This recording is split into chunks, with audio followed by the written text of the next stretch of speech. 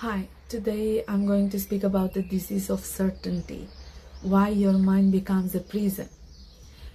Have you ever been in the middle of a heated discussion and felt like you were talking to a wall? When your partner tells you in a sharp tone, stop being dramatic, I know exactly what happened, or I know what's good for you.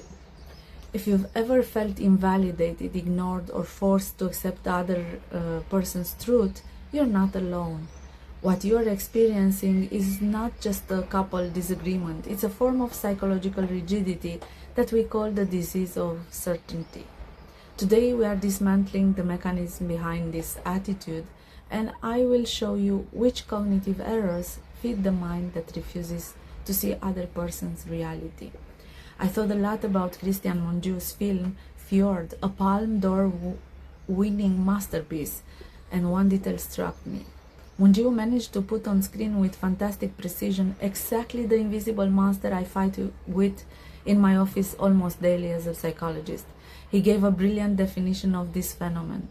Fundamentalism is a state of mind that prevents you from being empathetic and open to the truth of the other.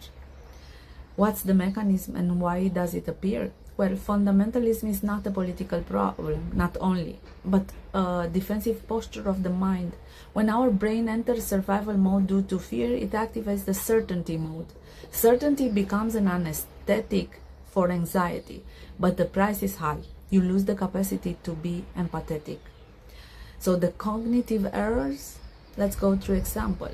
Let's scan together the errors through which your mind or your partner's mind can create a prison of judgment. The absolutism, that moment when someone transforms their own subjective perception into a sacred dogma. I know better what you feel. Your emotion is no longer valid, a valid experience, but an error that must be corrected. Black and white thinking, the refusal to see nuances. If you're not with me, you're against me. It is the mechanism that eliminates any trace of complexity from a relationship. Or the labeling error, refusal of context, the way the rigid mind prefers a fixed label instead of understanding the painful reality behind it. For example, you have no potential instead of seeing the exhaustion, trauma, or the lack of resources of the other. Externalization of responsibility, that fixed belief where I'm the victim, the others are to blame. As long as the story is rigid, healing is blocked because responsibility is completely externalized.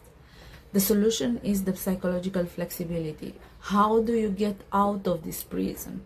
Well, recover your curiosity. Instead of a blunt statement, use a question mark.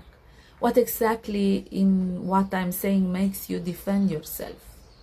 Practice second perspective. Accept that your mind does not have access to objective reality, only an interpretation of it. Perhaps from these angles, their behavior makes perfect sense.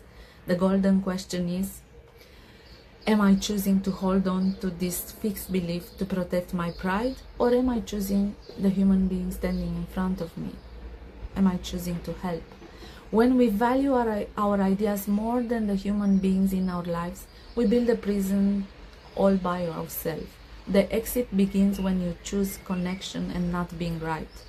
What is the certainty you find that holds you in this prison?